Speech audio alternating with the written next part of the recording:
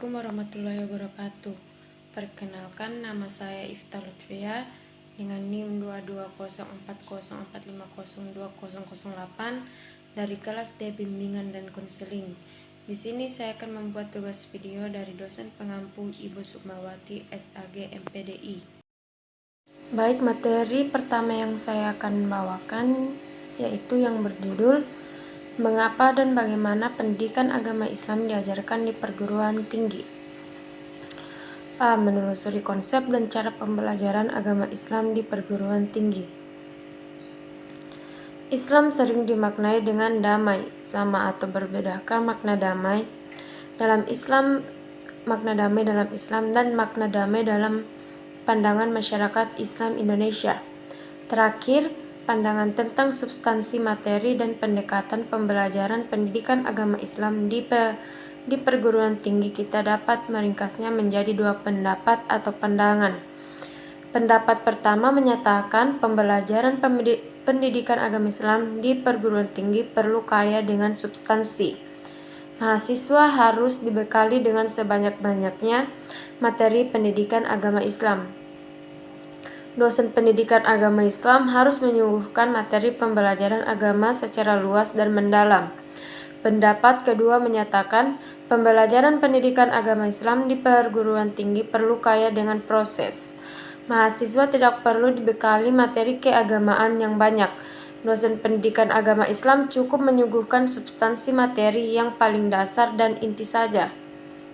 Poin kedua, menanyakan alasan mengapa dan bagaimana pendidikan agama Islam diajarkan di perguruan tinggi.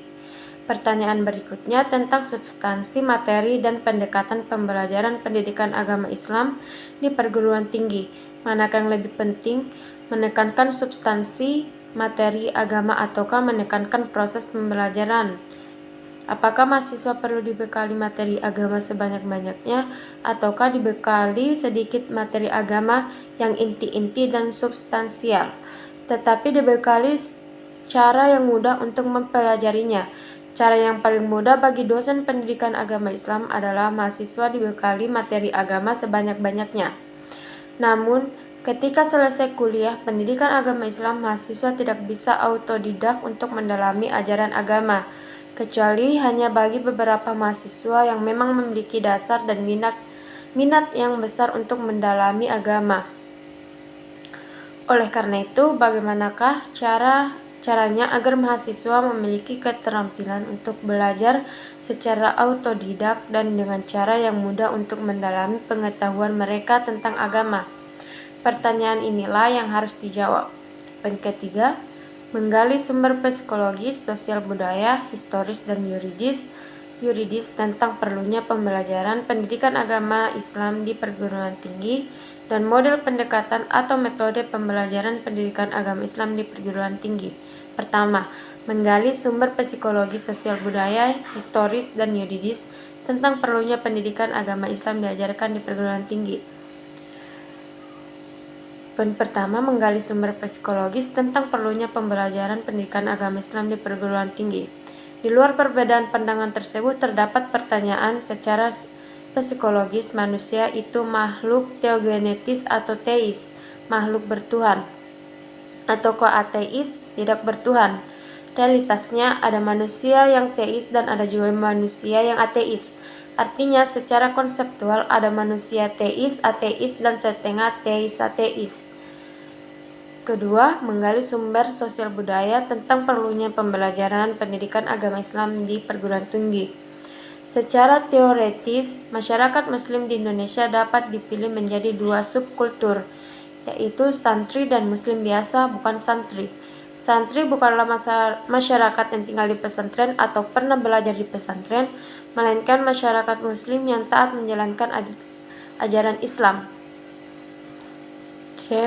Ketiga, menggali sumber historis tentang perlunya pembelajaran pendidikan agama Islam di perguruan tinggi. Secara historis, bangsa Indonesia memiliki dua sistem pendidikan, yakni pesantren dan sekolah. Pesantren merupakan model pendidikan asli bangsa Indonesia, sedangkan sekolah merupakan model pendidikan yang diadopsi dari penjajah Belanda. D. Menggali sumber yuridis tentang perlunya pembelajaran pendidikan agama Islam di perguruan tinggi. Landasan filosofis pendidikan agama Islam berpijak pada Pancasila, terutama sila pertama, yakni ketuhanan yang Maha Esa. Adapun secara yuridis berpijak pada ketentuan perundang-undangan yang berlaku. Poin kedua, menggali model pendekatan atau metode pembelajaran pendidikan agama Islam di perguruan tinggi. A. Pendekatan substansi ajaran. Pendekatan substansi secara garis besarnya terdiri dari 3 pendekatan, yakni kajian Al-Quran dan sejarah Islam, kajian disiplin ilmu dan isi atau ajaran, dan kajian implementasi kaidah 5. Pendapat B. Pendekatan proses pembelajaran agama. Adapun pendekatan proses pembelajaran agama secara garis besarnya terdiri dari 3 pendekatan, yakni studi kaidah 5, qawaid al-hams, metode tipologi agama, dan studi tematik Al-Quran dengan Al-Quran digital. Itulah materi pertama yang saya bawakan. Selanjutnya materi yang kedua yaitu bagaimana manusia bertuhan. Poin pertama, konsep spiritualitas sebagai landasan kebertuhanan. Spiritual adalah dasar bagaimana tumbuhnya harga diri, nilai-nilai moral, dan rasa memiliki. Spiritualitas memberi arah dan arti pada kehidupan. Spiritualitas adalah kepercayaan akan adanya kekuatan non-fisik yang lebih besar daripada kekuatan diri kita. Suatu kesadaran yang menghubungkan kita langsung kepada Tuhan atau sesuatu unsur yang kita namakan sebagai sumber keberadaan kita. Poin kedua, alasan manusia memerlukan spiritualitas. Spiritualitas merupakan upaya manusia dalam menemukan harapan, arti, dan ketenangan dalam hidup. Spiritualitas berkaitan dengan roh, batin, kepada Tuhan. Manusia membutuhkan spiritualitas untuk mengembalikan dan mempertahankan keyakinan, menjalin hubungan baik dengan Allah, serta mencapai kehidupan yang lebih bermakna. Spiritualitas menjadi bagian terpenting dalam kehidupan manusia karena mendorong seseorang untuk menjadi pribadi yang lebih baik dan menemukan esensi dalam memaknai hidup. Kebermaknaan hidup akan membuat kehidupan menjadi lebih tentram, damai, indah, dan bahagia. Kebahagiaan tertinggi dapat diraih ketika manusia berhasil mengendalikan hawa nafsu, pikiran, dan tindakan, serta senantiasa merasakan kedekatannya dengan Tuhan. Poin ketiga, sumber psikologis, sosiologis, filosofis, dan teologis tentang konsep ketuhanan. Pertama, perspektif psikologis. Perspektif psikologis agama Islam merupakan konsep keyakinan, sikap jiwa, dan penyerahan diri kepada Allah Subhanahu wa Ta'ala. Pada bahasan selanjutnya, penulis akan mencoba menjelaskan hal yang berkaitan dengan permasalahan-permasalahan tersebut, yaitu iman, akhlak mulia, dan tawakal. Kedua, perspektif sosiologis. Sosiologis mempelajari masyarakat umum secara sosiologis. Namun dalam ilmu sosiologi terdapat cabang ilmu yang mempelajari secara khusus masyarakat beragama, yang dikenal sebagai ilmu sosiologi agama. Objek dari penelitian sosiologi agama adalah masyarakat beragama yang memiliki kelompok-kelompok keagamaan. Ketiga, perspektif filosofis. Pemaparan pertama mengenai konsep Tuhan dari filsafat teisme disampaikan oleh Samuel Vincenzo.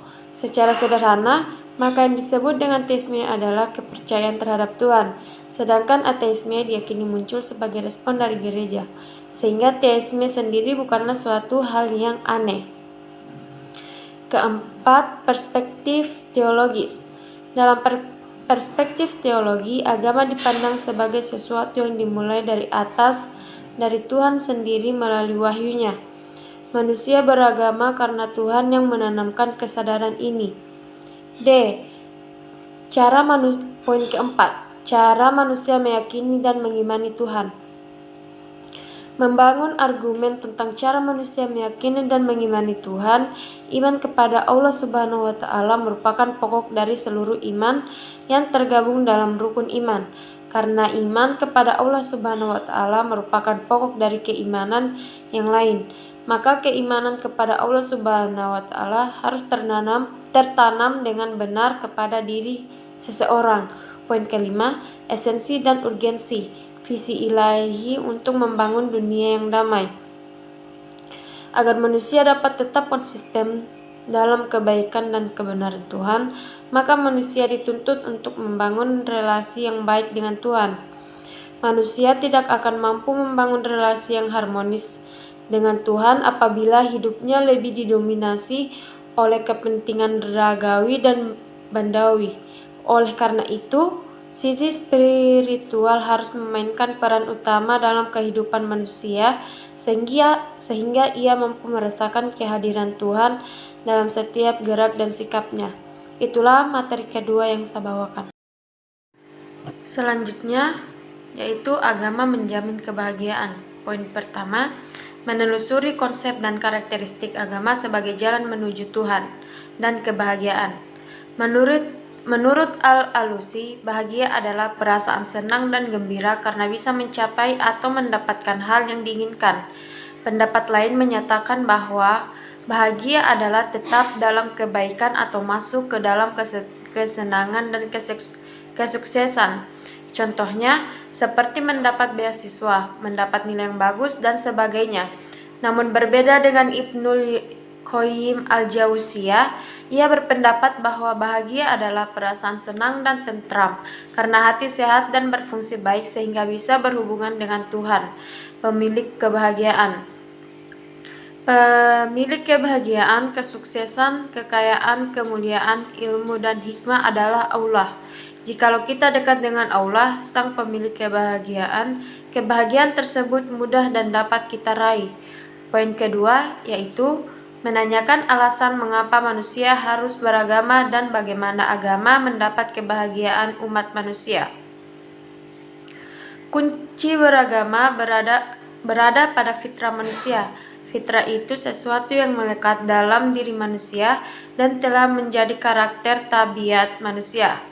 Kata fitrah secara kebahasaan memang asal maknanya adalah suci. Yang dimaksud suci adalah suci dari dosa dan suci secara genetis. Meminjam term Prof. Udin Winata Putra, fitrah adalah lahir dengan membawa iman. Poin ketiga, menggali sumber historis, filosofis, psikologis, sosiologis, dan pedagogis tentang pemikiran agama sebagai jalan menuju kebahagiaan. 1. Argumen psikologis, kebutuhan manusia terhadap agama. Sebagai makhluk rohani, manusia membutuhkan ketenangan jiwa, ketentraman hati, dan kebahagiaan rohani. Kebahagiaan rohani akan didapatkan apabila manusia dekat dengan sang pemilik kebahagiaan tersebut. 2. Argumen sosiologi kebutuhan manusia terhadap Tuhan. Salah satu karakter manusia yang telah disebutkan dalam Al-Quran adalah makhluk sosial. Hal ini dikarenakan manusia tidak dapat hidup sendirian melainkan harus dengan bantuan orang lain dan bersama-sama mencapai tujuan hidupnya. Poin keempat, membangun argumen tentang tauhidullah sebagai satu-satunya model beragama yang benar. Sebagaimana telah diketahui bahwa misi utama Rasulullah Shallallahu Alaihi Wasallam seperti halnya Rasul yang sebelumnya, beliau adalah mengajak manusia kepada Allah. La ilaha illallah, itulah landasan teologis agama yang dibawa oleh Rasulullah dan oleh semua para nabi dan rasul. Makna kalimat tersebut adalah tidak ada Tuhan kecuali Allah, tidak ada yang berhak disembah kecuali Allah, tidak ada yang dicintai kecuali Allah, tidak ada yang berhak dimintai tolong kecuali Allah, tidak ada yang harus dituju kecuali Allah, tidak ada yang harus ditakuti kecuali Allah, tidak ada yang harus dimintai ridhonya kecuali Allah. Poin kelima, mendeskripsikan esensial dan urgensi komitmen terhadap nilai-nilai tauhid untuk mencapai kebahagiaan. Mengapa jiwa tauhid penting? Sebab jiwa tauhid adalah modal dasar hidup yang dapat mengantar manusia menuju keselamatan dan kesejahteraan. Sungguh, jiwa tauhid penting.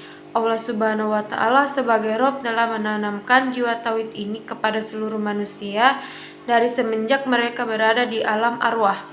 Supaya jiwa tauhid berkembang, maka Allah mengutus para rasul dengan tugas utamanya, yaitu menyirami jiwa tauhid agar tumbuh dan berkembang sehingga menghasilkan buah yang lebat, yaitu amal soleh. Baiklah, materi selanjutnya mengintegrasikan iman, Islam, dan ihsan dalam membentuk ihsan kamil. Poin pertama yaitu hakikat iman, Islam, dan ihsan. Pertama, iman. Dalam Kamus Besar Bahasa Indonesia KBBI, iman berarti kepercayaan menghargai agama, keyakinan kepada Allah, Nabi, kitab, dan sebagainya. Ketetapan hati, keteguhan batin, keseimbangan batin. Dalam bahasa Arab, iman berakar dari kata amana yu'minu imanan, yang secara etimologis berarti percaya dan yakin. Sebagian ulama berpendapat bahwa iman adalah ketika kita percaya dalam hati, membenarkan, mengakui dengan lisan, dan melakukan dengan perbuatan yang menghasilkan sikap menerima dan tunduk. Lebih spesifik, Imam Al-Ajuri berpandangan bahwa iman adalah pembenaran dengan hati, ikrar dengan lisan, dan pengalaman dengan anggota tubuh. Seseorang tidak menjadi mukmin beriman kecuali berkumpullah tiga hal tersebut. Kedua, Islam. Ditinjau dari segi bahasanya yang dikaitkan dengan asal katanya etimologis, Islam memiliki beberapa pengertian sebagai berikut.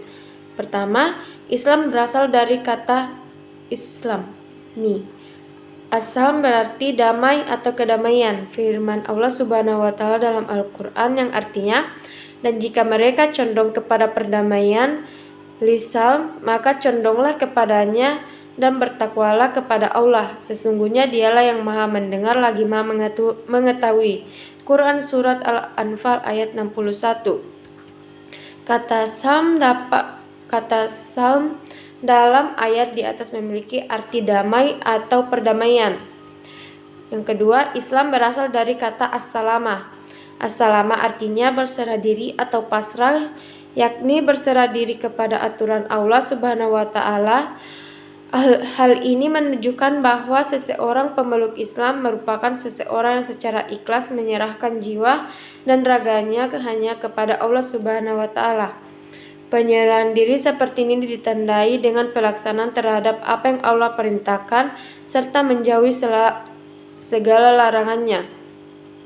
Menurut istilah, Islam adalah ketundukan seorang hamba kepada wahyu ilahi yang diturunkan kepada para nabi dan rasul, khususnya Muhammad SAW, yang guna dijadikan pedoman hidup dan juga sebagai hukum atau aturan Allah Subhanahu wa Ta'ala yang dapat membimbing untuk manusia ke jalan yang lurus. Ketiga, ihsan. Ihsan dalam bahasa Arab berarti kesempurnaan atau terbaik. Dalam Islam, ihsan adalah seseorang yang melakukan perbuatan baik dan menahan diri dari dosa. Dalam surat Al-Baqarah ayat 83, Allah Subhanahu wa Ta'ala memerintahkan kepada umatnya untuk berperilaku ihsan yang artinya, dan ingatlah ketika kami mengambil janji dari Bani Israel, janganlah kamu menyembah selain Allah, dan berbuat baiklah kepada kedua orang tua, kerabat, anak-anak yatim, dan orang-orang miskin, dan bertutur katalah yang baik kepada manusia, laksanakanlah sholat dan tunaikanlah zakat. Tetapi kemudian kamu berpaling mengingkari kecuali sebagian kecil dari kamu, dan kamu masih menjadi pembangkang. Keempat, insan kamil. Insan kamil berasal dari bahasa Arab, yaitu gabungan dari dua kata, insan dan kamil. Secara bahasa, insan berarti manusia dan kamil berarti sempurna. Dengan demikian, insan kamil berarti manusia sempurna. Poin kedua yaitu iman, Islam, dan ihsan sebagai syarat dalam membentuk insan kamil. Karena kesempurnaan insan kamil terletak dari iman, Islam, dan ihsan, sehingga insan kamil dapat mewujudkan pengetahuan tentang iman, Islam, dan ihsan dalam kehidupan sehari-hari. Hubungan atau keterkaitan antara iman, Islam, dan ihsan adalah suatu kesatuan yang tidak dapat dipisahkan. Iman adalah keyakinan yang kokoh yang menjadi dasar akidah. Sedangkan pelaksanaan rukun Islam dilakukan dengan cara ihsan sebagai upaya pendekatan diri kepada Allah Subhanahu wa taala.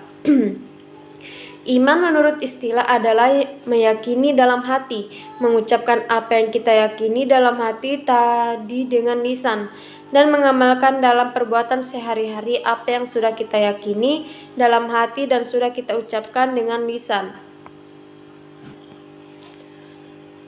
Dan poin yang ketiga yaitu metode mencapai insan kamil. Adapun jalan utama untuk mencapai derajat insan kamil adalah jihad akbar. Jihad akbar di sini artinya menundukkan nafsu dan syahwat.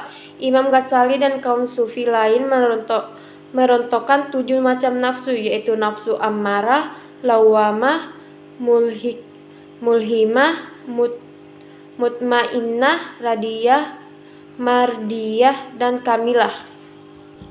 Syarat untuk menjadi insan kamil yang pertama adalah dengan menegakkan iman di hati dan benar-benar menanamkan dalam hati niat untuk menjadi insan kamil. Salah satu metode atau cara yang dapat dilakukan dalam meningkatkan maksudnya adalah ketika kita mengerjakan sholat dan semua gerakannya benar dari takbiratul ihram sampai salam, begitu pula dengan baca-bacaannya. Sedangkan sesuai hakikat bermakna jika seorang hamba sholat, maka dia mampu menghadirkan Allah di dalam hatinya. Baik, materi terakhir yang akan saya bawakan yaitu bagaimana membangun paradigma Quran. Poin pertama, menelusuri konsep dan karakteristik paradigma Qurani untuk menghadapi kehidupan modern. Dapat dikatakan bahwa paradigma adalah cara pandang, cara berpikir tentang suatu realitas. Mengapa Al-Quran paradigma? Semua orang menyatakan bahwa ada suatu keyakinan dalam hati orang-orang beriman. Al-Quran mengandung gagasan yang sempurna mengenai kehidupan. Al-Quran mengandung suatu gagasan murni yang bersifat metahistoris. Menurut Kunto Wijoyo 2008, Al-Quran sesungguhnya menyediakan kemungkinan yang sangat besar untuk dijadikan cara berpikir pengembangan eksperimen ilmu pengetahuan berdasarkan paradigma Al-Quran jelas akan memperkaya khazanah ilmu pengetahuan umat manusia. Poin kedua, menanyakan alasan mengapa paradigma Qurani sangat penting bagi kehidupan modern. Al-Quran bagi umat Islam adalah sumber primer dalam segala segi kehidupan. Al-Quran adalah sumber ajaran teologi, hukum, mistisme, pemikiran, pembaharuan, pendidikan, akhlak, dan aspek-aspek lainnya. Tolak ukur benar atau salah, baik atau buruk, dan indah atau jelek adalah Al-Quran. Jika mencari sumber lain dalam menentukan benar, salah, baik, buruk, dan indah, jelek, maka seseorang dianggap tidak konsisten dalam berislam. Suatu sikap hipokrit yang dalam pandangan Al-Quran termasuk sikap tidak terpuji. Meluruskan akidah manusia secara rinci. Menjaga akidah itu mencakup aspek-aspek sebagai berikut. Pertama, menegakkan pokok-pokok tauhid. Kedua, mensahihkan akidah tentang kenabian dan kerasulan. Ketiga, menceguhkan keimanan terhadap akhirat dan keyakinan akan adanya balasan yang akan diterima di akhirat. Keempat, meneguhkan kemuliaan manusia dan hak-hak manusia. Poin ketiga, menggali sumber historis, filosofis, psikologis, sosiologis, dan pedagogis tentang paradigma Qurani untuk kehidupan modern. Untuk menggali sumber historis, filosofis, psikologis, sosiologis, dan pedagogis tentang paradigma Qurani yang membawa kemajuan dan kemodernan pada zaman silam, Anda dapat mempelajari cara-cara untuk mencapai kemajuan pada zaman keemasan Islam dan mempelajari peran Al-Quran dalam mewujudkan kemajuan itu. Dalam sejarah peradaban Islam, ada suatu masa yang disebut masa keemasan Islam. Disebut masa keemasan Islam karena umat Islam berada dalam puncak kemajuan dalam berbagai aspek kehidupannya. Ideologi, politik, sosial, budaya, ekonomi, ilmu pengetahuan dan teknologi, pertahanan dan keamanan. Poin keempat, membangun argumen tentang paradigma Qur'ani sebagai satu-satunya model untuk menghadapi kehidupan modern. Pendapat yang pernah disampaikan oleh Shakib Arselan dalam bukunya Limadza ta'akharal muslimuna wa taqaddama khairuhum, artinya mengapa umat Islam mundur sedangkan non-Islam maju justru karena mereka meninggalkan ajarannya. Sejalan dengan pemikiran Arselan tersebut, para pembaharu sepakat bahwa untuk kemajuan Islam, umat Islam harus berkomitmen terhadap ajarannya. Mustahil mereka dapat maju kalau mereka meninggalkan ajarannya. Adapun ajaran dimaksud adalah ajaran murni al-Islam sebagaimana yang tercantum dalam Al-Quran dan Sunnah, bukan ajaran-ajaran yang bersumber dari budaya selain Al-Quran dan Sunnah. Poin kelima, mendeskripsikan esensi dan urgensi paradigma Qur'ani dalam menghadapi kehidupan modern. Ciri utama kehidupan modern adalah adanya pembangunan yang berhasil dan membawa kemajuan, kemakmuran, dan pemerataan. Pembangunan yang berkesinambungan yang berimplikasi terhadap perubahan pola hidup masyarakat ke arah kemajuan, dan kesejahteraan itu merupakan bagian dari indikator kehidupan modern. Poin ke-6, rangkuman tentang kontribusi paradigma Qur'ani dalam menyelesaikan problem kehidupan modern. Anda telah melihat fakta sejarah bahwa kemajuan, kedamaian, keamanan, dan kesejahteraan yang telah dicapai pada masa keemasan Islam adalah wujud dari aktualisasi Al-Quran sebagai paradigma kehidupan. Kemajuan itu kembali akan diraih dan akan menjadi milik umat Islam jika umat Islam sekarang bersikap yang sama terhadap Al-Quran sebagaimana umat pada zaman keemasan bersikap terhadap Al-Quran, yakni menjadikan Al-Quran sebagai paradigma dan akhirnya menjadi hidayah dalam segala aspek sekaligus sebagai paradigma pemecahan problem kehidupannya. Sekian pemaparan materi dari saya, kurang dan lebihnya mohon dimaafkan. Assalamualaikum warahmatullahi wabarakatuh.